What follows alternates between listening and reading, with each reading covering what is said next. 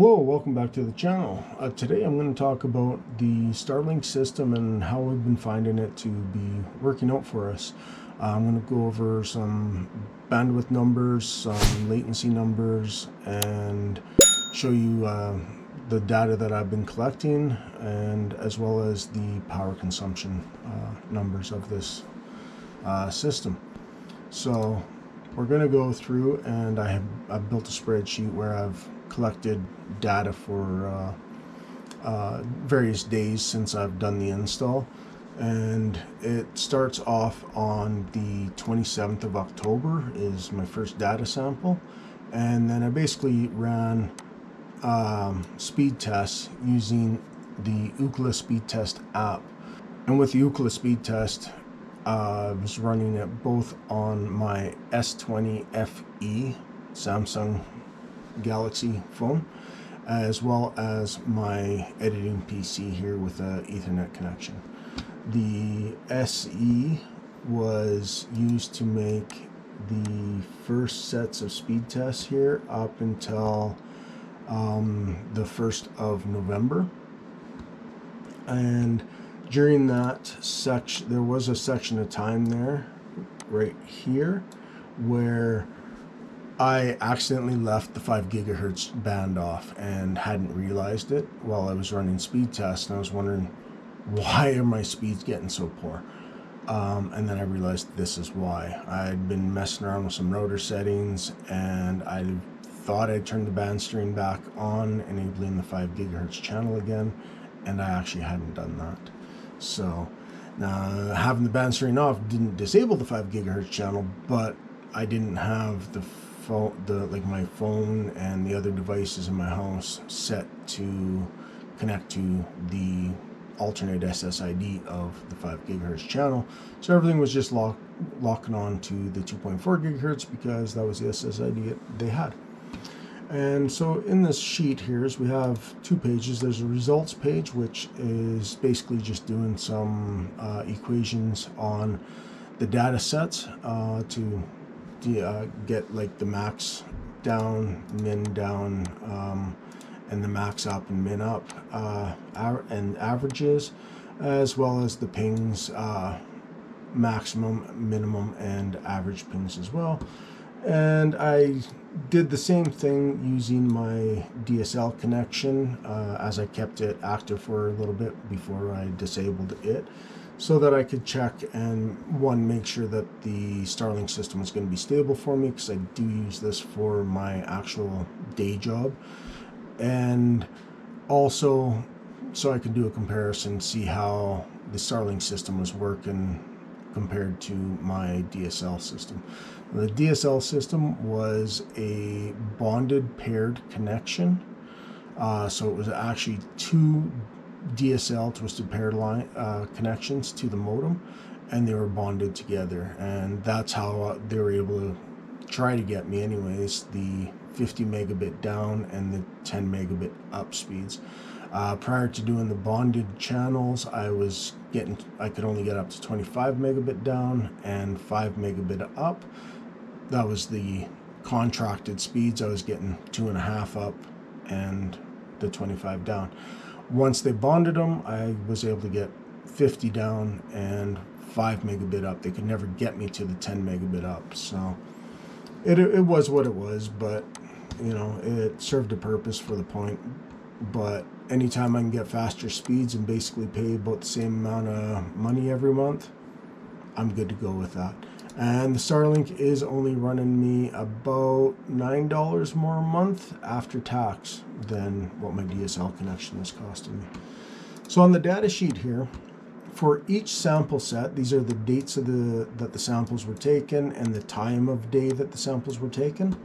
I ran 5 speed tests. Every one of these, like I say, was with the Ookla speed test app, not the website, but the app. And I recorded the pings, the download, and the upload speeds for each 5 polls of each data set. And I did that for the DSL connection as well.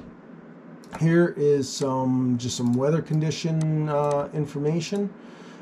So whether it was cloudy, overcast, clear skies, or snow. I only recorded speed tests once when there was snow and the dish was actively melting. I did have a few other days where there was snow, but I'd never recorded speeds on those days. Wish I had, but I just didn't do it due to whatever various reasons. And we can see here, there's just some other notes here. So the first 3 samples is Starlink with band steering on. The next set is basically just a note saying that I was running my entire house on the 2.4 gigahertz band, and I had forgotten to reactivate the 5 gigahertz band for my network. And then another 2 with band steering on. These are all taken on the S20 FE over Wi-Fi. The next set here is all the tests were ran on my editing PC with a 2.5 gigahertz Ethernet connection on the PC itself, and which is basically just to make sure that it doesn't cause a bottleneck. And I have a 2.5 gigabit port, so I may as well use it, I guess. And obviously it's not going to bottleneck, as the top speed I ever saw was a little bit better than 250 megabit down, so far from a 2.5 gigabit port capability. So once we go back from the data side, we go over to the results side. This is the max download that I received on each one of those sample sets of 5 for that polling date and time. And I just highlighted the best speeds I ever got. So I got up to 283.25 megabit down once, or at least once, and that was on December 20th at 10:12 a.m.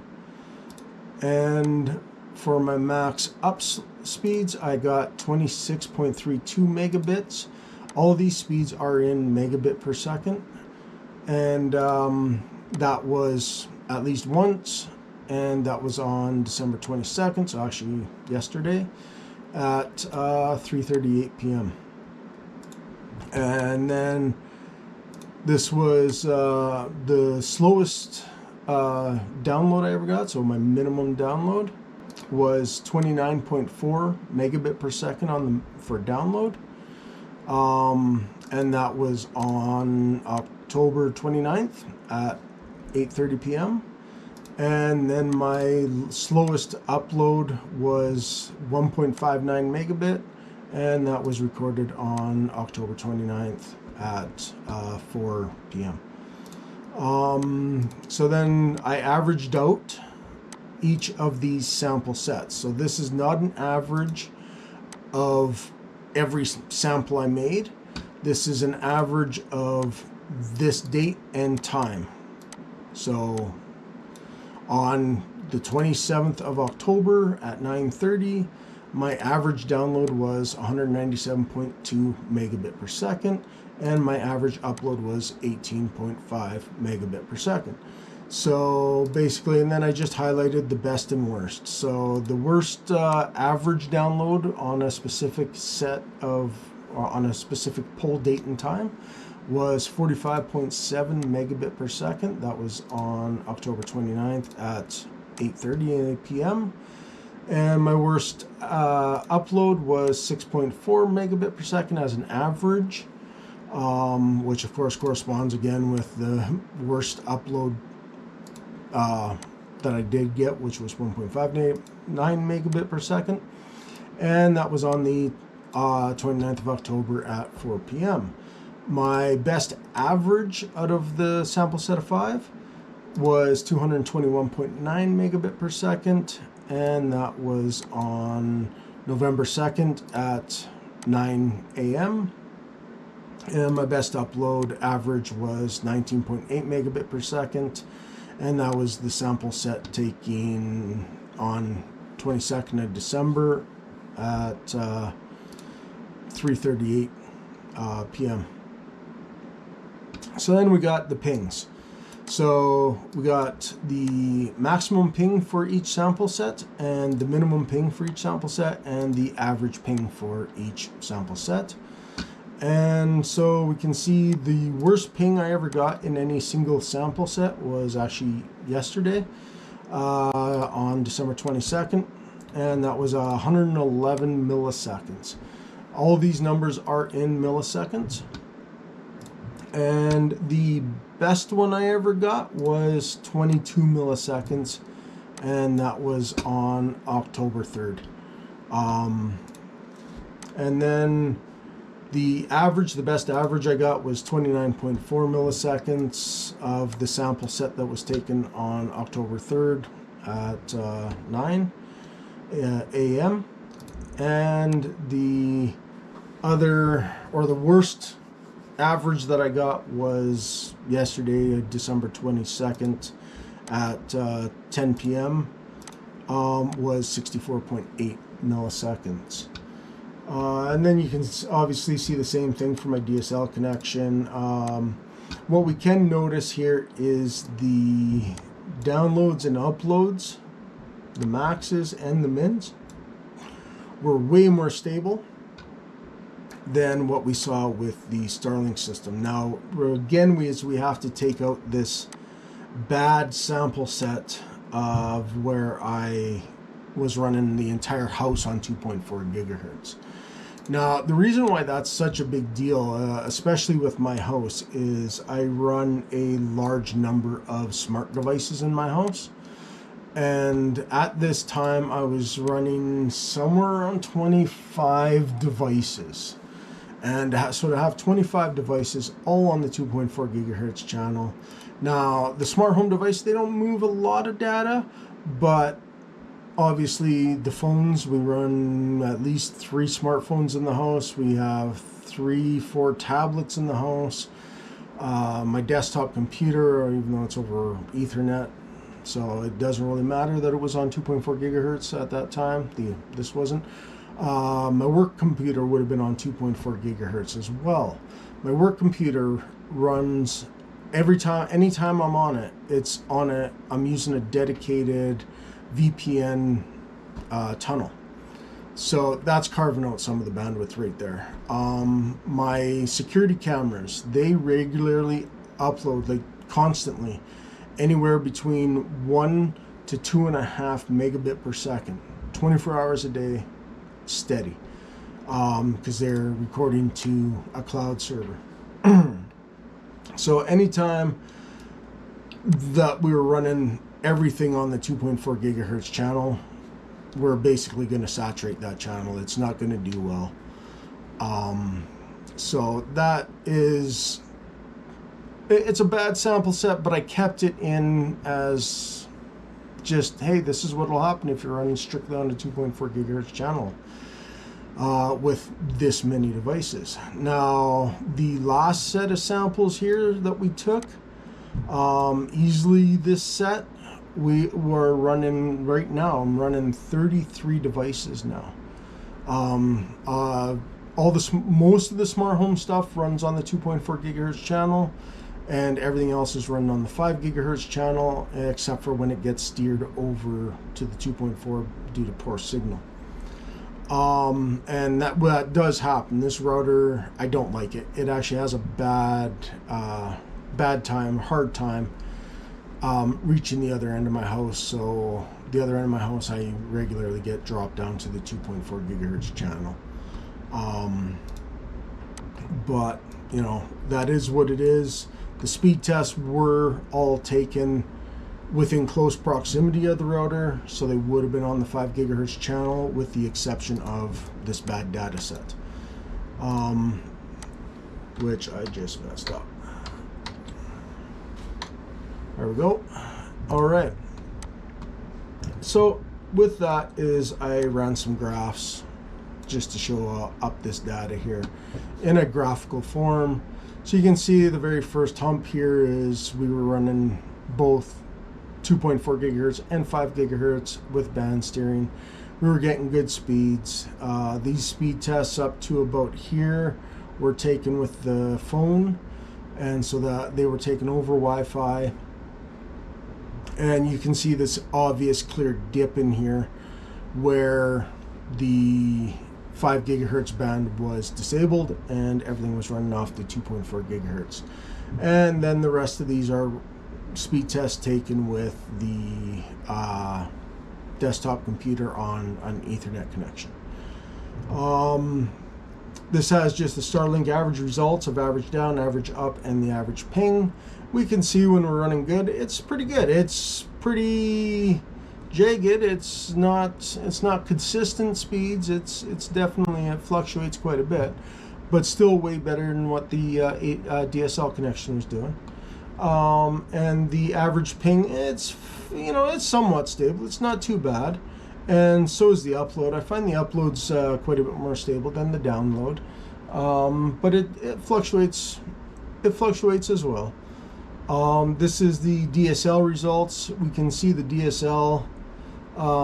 It runs a little more stable. This is, let's see here. Here's the DSL average results.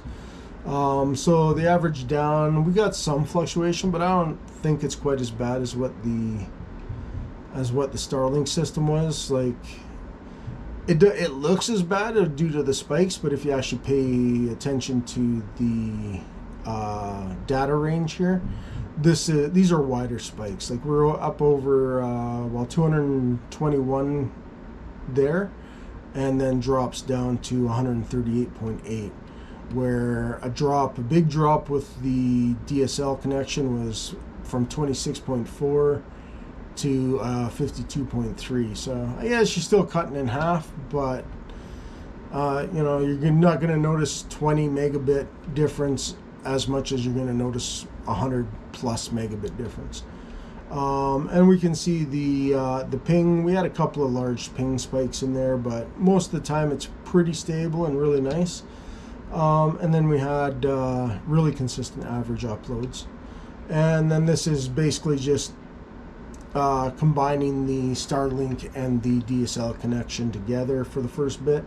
And then this is the cutoff point to when I killed the DSL connection, and the rest is just Starlink information.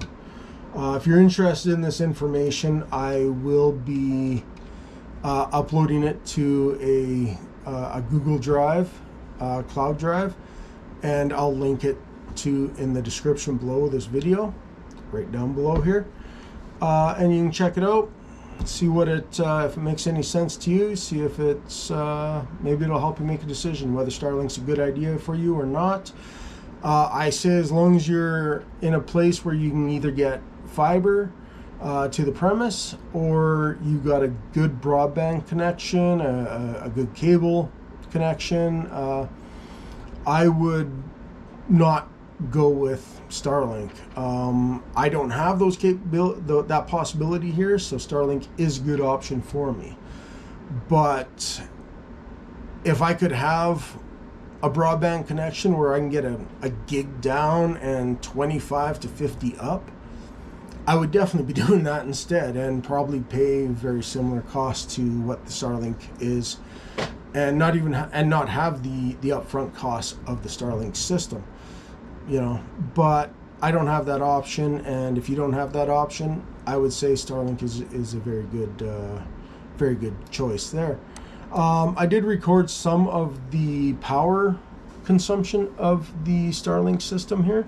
So this is powering both the modem and the satellite dish itself, and it fluctuates quite a bit.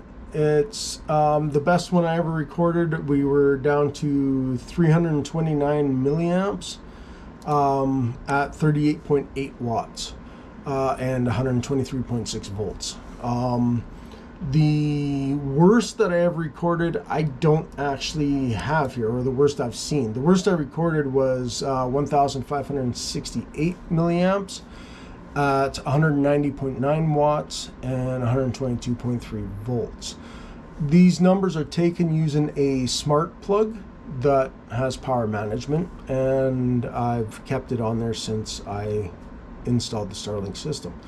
I have actually seen, and this was definitely during a time when it was melting snow, that the milliamps was upwards of 1.65 amps, so 1650 milliamps, up in that range. So you're probably getting a little bit closer to about 200 watts of power consumption.